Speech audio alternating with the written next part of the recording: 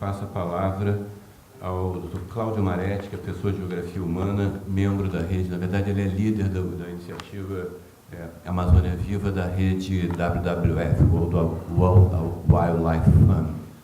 Muito obrigado, professor. Eu queria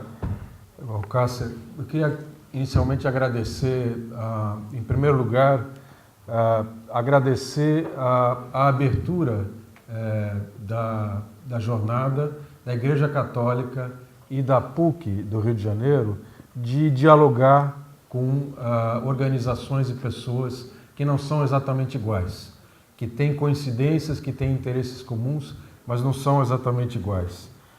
Queria agradecer esse convite de forma especial, também porque tivemos uma colaboração com o Ministério do Meio Ambiente da Itália, em particular, o Dr. Conrado Clini esteve à frente de uma colaboração do governo italiano ao nosso programa na Amazônia, nosso programa em colaboração com o governo brasileiro e com outros 8 governos da Amazônia, uma contribuição ao trabalho que fazemos com comunidades locais no Acre, que usam a floresta de forma sustentável, e com o maior programa de conservação que existe no mundo, que é o Programa de Áreas Protegidas da Amazônia, que pretende proteger 60 milhões de hectares de florestas e ecossistemas aquáticos.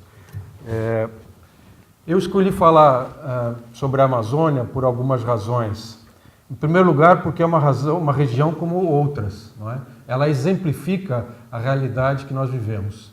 Em segundo lugar, talvez o mais importante, obviamente, porque ela é uma das regiões mais importantes do mundo. Pela sua biodiversidade, é a região de maior biodiversidade do mundo, e também pelo seu conteúdo em carbono e, portanto, a sua importância climática. Mas a importância climática da Amazônia não está só no seu conteúdo em carbono, e sim pela interação que a floresta tem com o mecanismo climático, com a circulação, as correntes atmosféricas e a distribuição da umidade. Mas também porque é minha responsabilidade, eu sou responsável internacional da rede WWF sobre a Amazônia e conheço. Ninguém conhece muito bem a Amazônia. A Amazônia é enorme, a Amazônia é diversa, a Amazônia é múltipla. Eu não sei se alguns de vocês conhecem a Amazônia, mas eu conheço, trabalho lá há cerca de 10 anos e conheço o mínimo da Amazônia. Se tomarmos, por exemplo, a região de Santarém, a região já do Baixo Amazonas, e eu tive lá uma ocasião visitando escolas. Na época da cheia, o barco, aqueles barcos de madeira, umas canoas, às vezes um barco de alumínio com motor de popa, tem que chegar até o pé das escadas da escola, porque toda a área está inundada. Quando vamos na seca, temos que caminhar, às vezes, 1 quilômetro, centenas de metros, numa zona cheia de lama, etc., com construções que as comunidades locais fazem para podermos chegar até lá. Tal é a distância entre a seca e a cheia.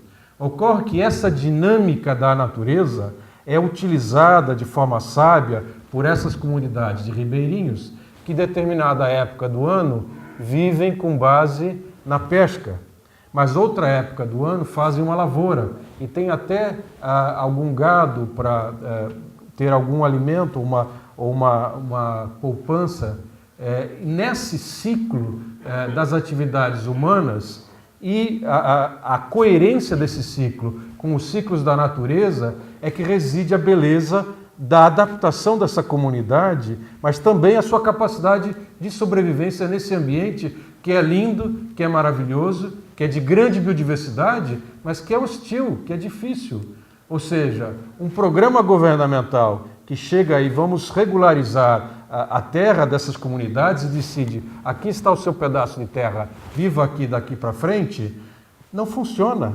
ou vai gerar com que essa população se transforme num devastador, num desmatador, porque ele vai tentar adaptar esse seu conhecimento já adquirido para um ambiente que foi definido por uma política governamental inadequada, que definiu uma área fixa, sem entender que a floresta e o rio ali estão em mútua interação.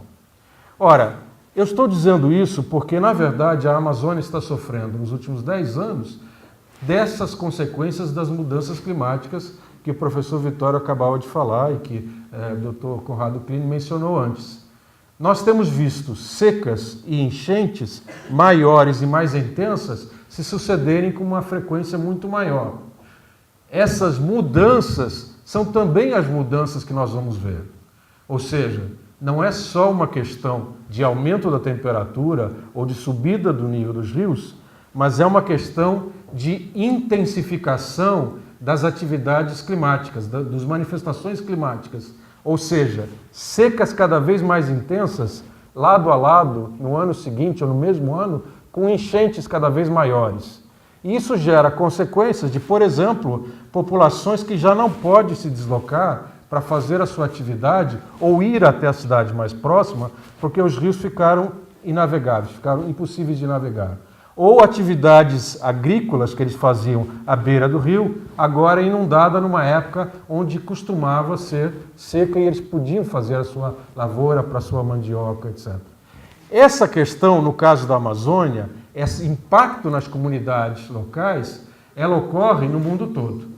Ela ocorre aqui no Rio de Janeiro, no meio da cidade, com consequências, seja para aquelas pessoas que vivem sofrendo com deslizamentos de encostas. Temos visto os casos no Brasil, aí de Santa Catarina, de deslizamentos graves, mas enchentes por todo lado, gerando danos justamente àqueles que são menos capacitados, que são mais pobres, que não podem ter uma capacidade, não podem comprar, não podem adquirir e a eles não é ofertada pelos governos, meios de resistir a esses impactos da natureza.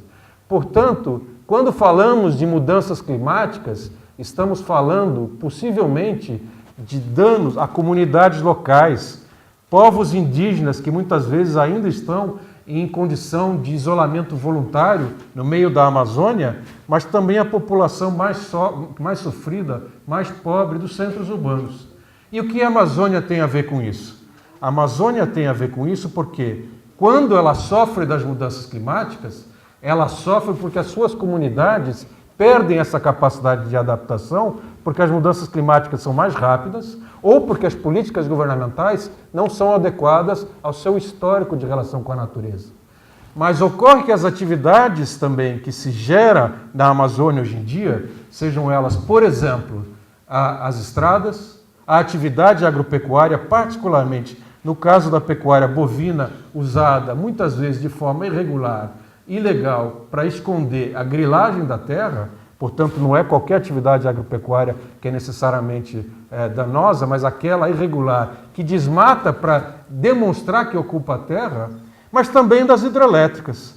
Das hidrelétricas, que mais de uma centena estão planejadas na Amazônia brasileira, em tamanho médio e grande, e que geram uma interrupção, uma fragmentação dos ecossistemas aquáticos e geram uma ocupação no seu entorno e um desmatamento no seu entorno, se não bem planejadas, se não bem implementadas. Quando dizemos isso, dizemos o seguinte: essas atividades de desmatamento e de fragmentação dos ecossistemas florestais e aquáticos da Amazônia são agravadas pelas mudanças climáticas e corremos o risco de ultrapassar o limite de uma degradação cíclica.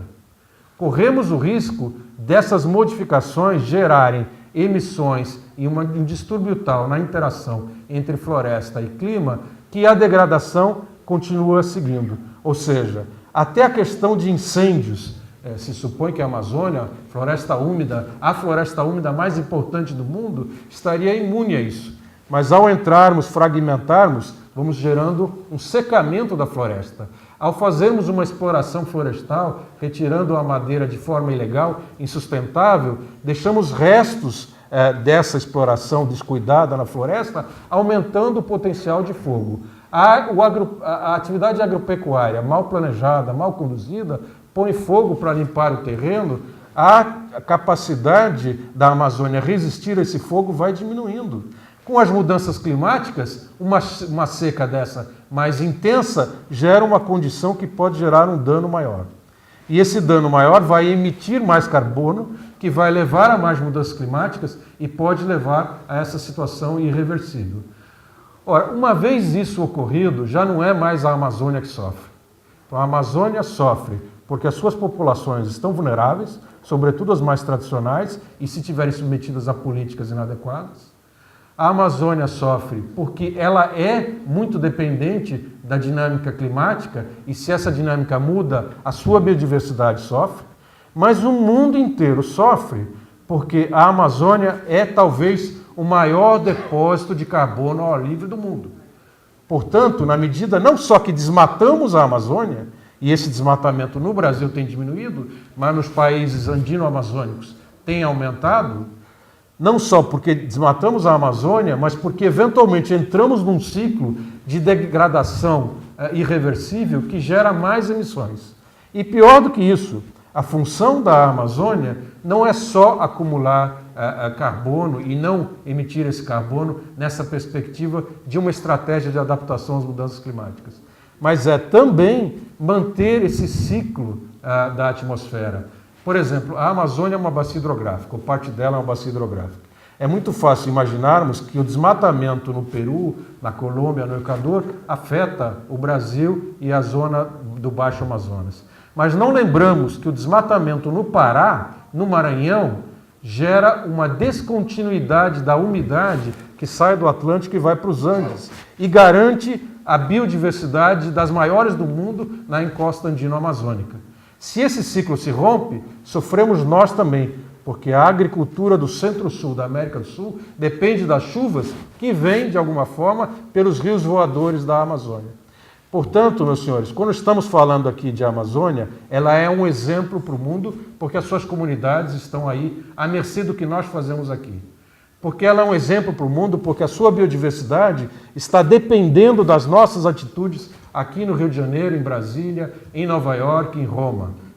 Mas ela também é um caso excepcional, porque ela, talvez como outras regiões, mas poucas no mundo, tem uma importância na dinâmica climática e atmosférica que não pode ser descuidada, porque senão todo mundo vai sofrer.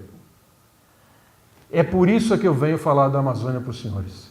É porque o futuro que queremos depende da Amazônia que queremos. Que Amazônia queremos nós? Uma Amazônia devastada, com gado emitindo carbono e gerando como consequência mais sacrifícios por mais pobres?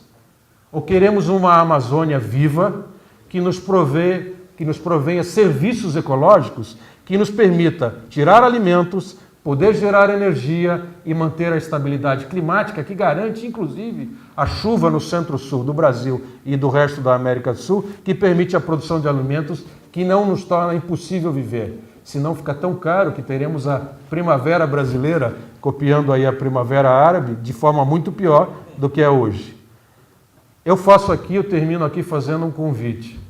Devolvendo o convite que a PUC, a Igreja Católica, me fez, o convite é: pensemos juntos o futuro da Amazônia. Pensemos, por exemplo, que a Amazônia queremos no processo da ONU que discute os Objetivos de Desenvolvimento Sustentável. Eu acho que é nossa responsabilidade perante o que nós achamos que também é dever dos jovens. Como todos já falaram aqui, preciso repetir. É dever dos jovens cuidar da natureza, cuidar da criação, cuidar do criado. É nosso dever deixar esse direito aos jovens, deixar o direito de escolha no mundo futuro. Muito obrigado.